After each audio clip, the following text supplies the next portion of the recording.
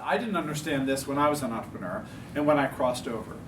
And what I thought was true was that investors are these hyper-rational analytic people who are investing large sums of money and therefore are extraordinarily careful and precise and disciplined about the way in which they make their investment decisions.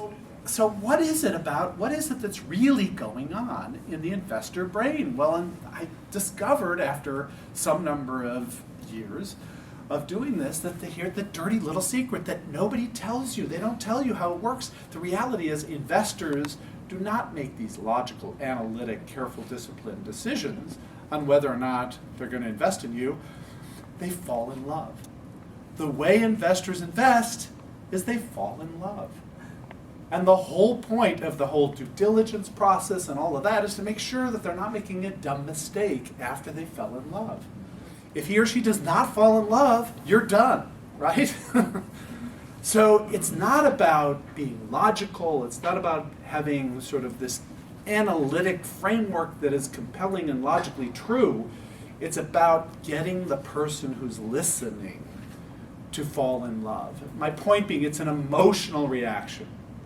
It's not a logical reaction. It's about the person hearing you for 15 or 20 seconds and saying, I want to be involved with this. That can't be a logical response. It's an emotional response, and that's what you got to get to. When you introduce yourselves, is I want you to focus on the sentence that best describes what your company does. And the reason for that is whenever we hear an entrepreneur pitching, it's hard to hear what the entrepreneur is saying if we don't know where you're going with it, if we don't know what it is your company is doing. We need the context of what it is you're doing in order to understand everything else you're talking about.